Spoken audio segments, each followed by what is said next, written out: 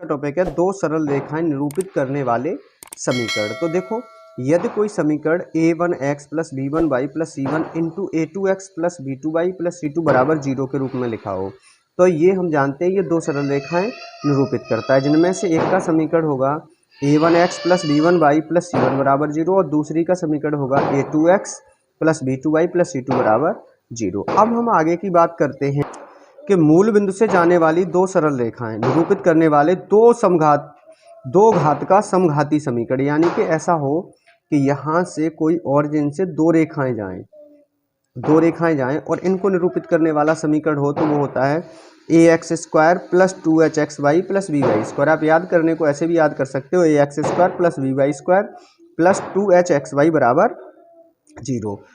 यदि इन रेखाओं के अलग एक रेखा का समीकरण मान लो y बराबर m1x है और दूसरी का समीकरण y बराबर m2x है, यानी कि एक m1x है और एक m2x है, तो इनकी प्रवणताओं का जो गुणनफल होगा, जैसे द्विघात समीकरण का मूल निकालते थे -b/a, वैसे ही उनका गुणनफल होगा a/b।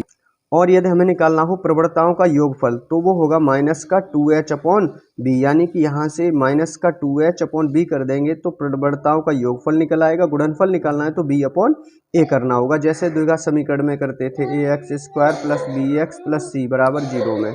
योगफल निकालना होता तो मूला का तो -b/a, वो योगफल होता है इसका a/b, यानी कि x स्क्वायर का गुणांक बटे y स्क्वायर का गुणांक। और अगर योगफल निकालना हो तो xy का गुणांक बटे y स्क्वायर का गुणांक। अब आगे चलते हैं हम, यदि हमें इन दोनों रेखाओं के, ये जो रेखाएं हैं, ये पता करना हो कितने डिग्री का कोण बनाती हैं। यदि बनाया गया कोण थीटा हो तो हम निकाल सकते हैं थीटा बराबर tan inverse 2√h square minus ab बटे a प्लस b से। एक शर्त यहाँ ये मिलती है कि यदि a प्लस बी का मान 0 हो जाए, यहाँ a प्लस बी का मान 0 हो जाए, तो ये क्या हो जाएगा tan इनवर्स इनफाइनाइट, क्योंकि 0 से किसी को भाग देंगे अनंत आएगा, और tan इनफाइनाइट कहाँ होता है π/2 में, यानी कि उस स्थिति में ये रेखाएं एक दूसरे के कैसी हो जाएंगी, लंबवत हो जाएंगी।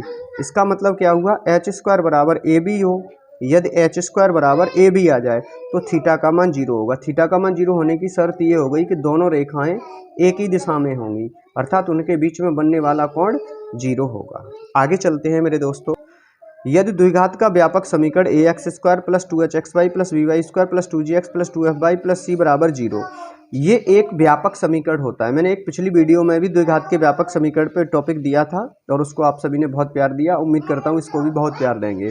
तो ये दो सरल रेखाओं को निरूपित करेगा। कौन सी, कोई सी भी दो सरल रेखाएं होंगी हमारे पास, कहीं भी हों, उनको निरूपित करेगा यदि एक्स स्क्वायर का गुणांक, वाई स्क्वायर का गुणांक और कांस्टेंट तीनों का गुणनफल, यानी A B C plus 2gf minus af square minus bg square minus ch square बराबर किसके हो, 0 हो। हम इसको सारणिक के रूप में ऐसे लिखते हैं a b c विकर्ण में h h g g f f, इसे ऐसे याद रख सकते हैं आप, और इसकी वैल्यू कितनी आ जाए, 0। तो ये दो सरल रेखाओं को, यानी कि रेखा युग्म को प्रदर्शित करेगा। आगे चलते हैं, x square plus by square plus 2hxy plus 2gx plus 2fy plus c बराबर 0 से प्रदर्शित रेखाएं संपाती हैं, तो उनकी होने की शर्त 3 होती हैं। पहली शर्त h स्क्वायर माइनस ab बराबर 0 हो तो भी वो संपाती होंगी। दूसरी शर्त hg माइनस af, hg क्या होगा, hg माइनस af बराबर 0 होना चाहिए, या जी स्क्वायर माइनस ए सी, यानी जी स्क्वायर माइनस ए सी, वैल्यू इनकी 0 हो तो रेखाएं एक दूसरे के संपाती होती हैं। और अब मैं आपको बता दूं दोस्तों, ये सब लिखकर बताने का मुख्य कारण था वो कि आपको कम समय में पूरा मिल जाए। और अब जो अगली वीडियो आएगी वो इसी के न्यूमेरिकल से संबंधित होगी। तो मिलता हूं दोस्तों अगली वीडियो में, तब तक के लिए जय हिंद।